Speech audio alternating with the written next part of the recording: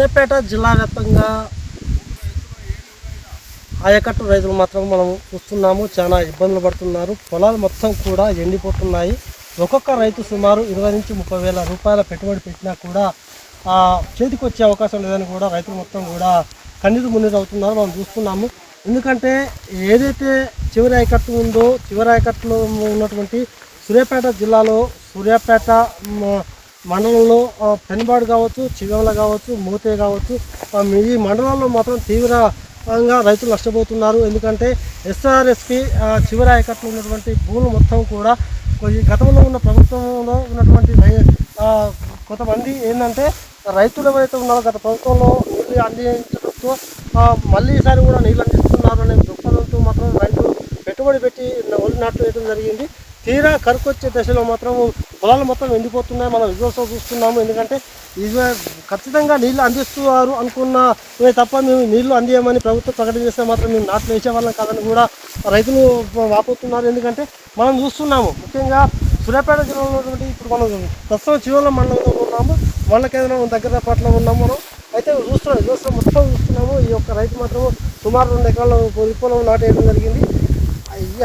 పక్కనే ఏంటంటే ఎస్ఆర్ఎస్పి కాలం పక్కనే ఉంది. అయినా కూడా నీళ్లు చుక్క వదలకపోవడంతో మాత్రం రైతులు ఆవేదన వ్యక్తం చేస్తున్నారు. మొత్తం కూడా పెట్టుబడి 20 నుంచి 30 వేలు పెట్టడంతో అసలు మా అప్పులు తీరేది ఎట్లా అని కూడా చెప్తున్నారు. ఎందుకంటే ఒక పక్క ఇప్పటివరకు కూడా రుణమాఫీ కాలేదు. ఎందుకంటే ప్రభుత్వం చెప్పింది, కాంగ్రెస్ ప్రభుత్వం ఏం చెప్పిందంటే ఏకదాటిగా మొత్తం రుణమాఫీ చేస్తామని చెప్పారు. అయినా కూడా ఇంకా 10 సంఖ్యలో కూడా రైతులు రుణమాఫీ కాలేదని చెప్తున్నారు. అంతేకాదు ఎకరాకు 12,000 ఇస్తామని చెప్తున్నారు సంవత్సరానికి. అయినా కూడా ఇప్పటికి కూడా ఎకరా 2 ఎకరాల వరకే చేతులకు రైతులకు అమౌంట్ అందింది. అయినా కూడా ఇప్పటికి కూడా ప్రభుత్వం మాత్రం స్పందిస్తలేదు. ఖచ్చితంగా ఎవరైతే రైతులు ఉన్నారో ఎకరాల కొద్ది ఎండిపోయిన రైతులు మాత్రం ప్రభుత్వం ఆదుకోవాలి. ప్రభుత్వం ఆదుకుంటే మాత్రం మేము బయటపడతాం తప్ప లేకపోతే లేదని చెప్తున్నారు. ఎందుకంటే సుమారు ప్రభుత్వం ఎకరాకు 10 నుంచి 15 వేల రూపాయలు నష్టపరిహారం చెల్లించడం రైతులు కోరుతున్నారు. అంతేకాకుండా మన వారం రోజుల్లో కూడా స్థానిక మంత్రి జగదీశ్వర్ రెడ్డి కావచ్చు, టీఆర్ఎస్ పార్టీ నాయకులు పెద్ద సంఖ్యలో వచ్చి పెనుబాడు మండలంలో మొత్తం 100 ఎకరాలు చూసి జగదీశ్వర్ రెడ్డి గారు కన్నీరు మున్నీరు అయ్యారు. ఎందుకంటే ఖచ్చితంగా ఎస్ఆర్ఎస్పీ నీళ్ళు ఇవ్వండి, రైతులను ఆదుకోవాలని కూడా చెప్పడం జరిగింది. అయినా కూడా ప్రభుత్వం స్పందించలేదు.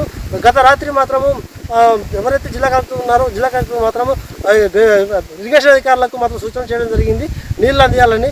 అయితే తీరా మాత్రం పొలాలు ఎండిపోయిన తర్వాత నీళ్ళు అందిస్తే కూడా ఫలితం లేకుండా పోతాను కూడా రైతులు చెప్తున్నారు. ఎందుకంటే ఈ నీళ్ళు ఇవ్వచ్చే నీళ్ళు ఏదైతే ఉందో గత వారం 10 రోజుల కింద నీళ్లు మాకు అందిస్తే మాత్రం ఖచ్చితంగా మేము పంటలు కాపాడుకునే వాళ్ళమని చెప్తున్నారు. ఖచ్చితంగా మాత్రం రైతులు కోరేది ఒకటే, ప్రభుత్వం రేవంత్ రెడ్డి గారికి కోరేది ఏంటంటే ఖచ్చితంగా మమ్మల్ని ఆదుకోవాలి. ఆదుకోకపోతే మాత్రం మాకు పెళ్ళాల మీద పుస్తకం కూడా అమ్ముకునే తరుణం మాకు ఆసన్నమైంది.